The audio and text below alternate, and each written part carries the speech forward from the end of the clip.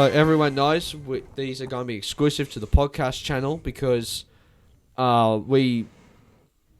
want to start putting stuff up that's not just clips from the podcast. That's why we're going to do these. So leading up to Deadpool 3, we are going to be doing rewatches of the Fox Marvel movies. So today is X-Men Daredevil, and then the next episode will be X-Men 2 and Fantastic Four. So I think that's worth the wait to do these movies leading up to Deadpool 3. So I have seen these movies before. I really like X-Men. I think that X-Men outside the Marvel Cinematic Universe is one of the better Marvel film franchises that are not in the MCU other than the Spider-Man ones. So, Dad, for your first time watching X-Men, what are your thoughts? I thought it was a good movie. I thought, actually, yeah, it was fine. I mean, there was a bit of rivalry between Wolverine and Cyclops. Yeah. But, it was good. Sabretooth, bit of an odd name, but... Yeah, but again, Sabretooth, Storm, what do they call you? Wheels? That's right. Wheels, yeah. But no, it was good. I thought it was a great movie. I wasn't bored at all. Yeah, no, and I think it's one of those films that's like... It's entertaining, and it's not... And you don't really have that filmmaking that the Marvel movies now have. No, you don't. I mean, it's older. I mean, when did this come out? 2000 when? 2000. Yeah.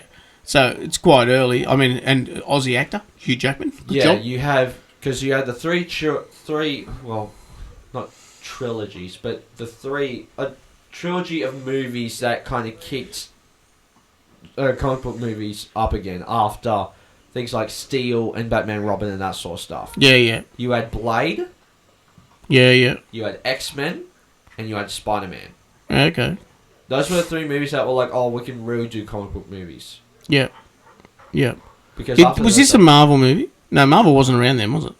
No, but it was 20th Century Fox. 20th Century Fox, but they had the Marvel logo on it. Yeah. But it wasn't like the Marvel Cinematic Universe logo. It was the pages one. Yeah. Yeah, because that's the same thing that they... Because they didn't do it with Blade, but it's based on a Marvel comic. Yeah. Who was... it was Rogue. That was the chick, wasn't it? Yes. Yeah, Rogue. She's the other end. She's on here. Yeah, there. That's Rogue, yeah. Yeah, it's kind of hard realising who's who because they're all in black and white and their faces are chopped off. But yeah, no, I think that this movie is one of those movies that is one of the better Marvel movies that are not part of the Marvel Cinematic Universe that was made in the early 2000s. Yeah. I think that when you get into things like Blade Trinity and like even at times X3 and Spider-Man 3, they're not... I think that X-Men 3 and Spider-Man 3 are better than people give it credit for, but I don't think that they're as good as the original two X-Men movies. I think that there is a lot of stuff, in particular in this X-Men movie, that are like... You can kind of tell that when it's like awful CGI or like they can't really do a lot because they're mainly like less stuff type thing. But I think that when they can do the special effects, it looks either good. Crap or good. Yeah. I think they got it in this one though. It wasn't so bad. Because when you have like the like that bit when you have the whole Wolverine versus Wolverine Mystique fight, you have that whole bit where she like jumps up and like spins around and kicks, turning from Wolverine to Mystique. Yeah. While she's turning around and flipping. I thought that was a really great effect. Yeah.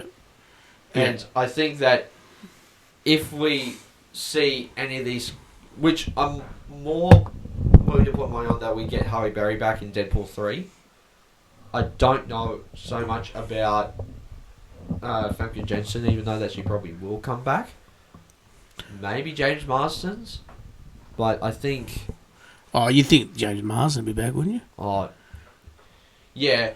Mate, I think probably if because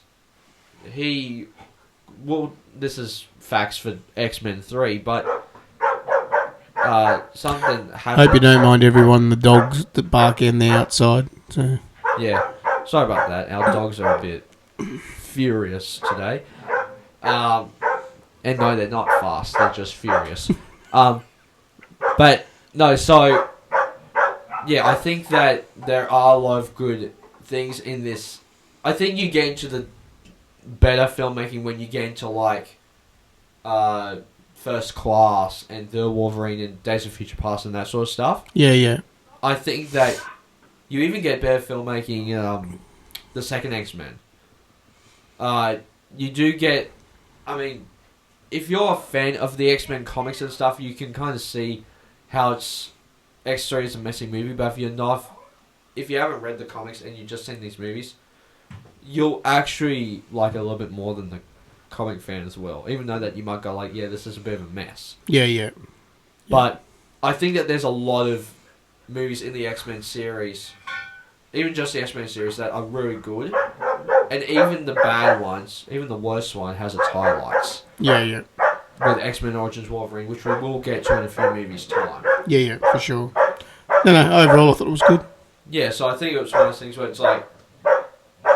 Interesting to see who turns up in Deadpool 3. Exactly, so we know Hugh Jackman's back, but... Yeah. We've heard that Patrick Stewart has semi-confirmed it, but... Again... Old wheels. Exactly, wheels. But we haven't heard anything from Anna Paquin or Halle Berry or Famke Janssen or James Marsden, so... Yeah. I hope that they all come back in there wearing their comic, cartoon accurate outfits. Yeah. Oh, it'd be nice if they did, yeah. Yeah, which then, even though that it's cool that they're wearing black, because they went for more the Ultimate comics, and also they will look a bit silly wearing yellow spandex in the early 2000s, but it would be nice since they're now in the Marvel Studios movie, it would not look stupid. Yeah, exactly. So... Yeah, so that is our review of X-Men. I don't think we went for long, but that's alright.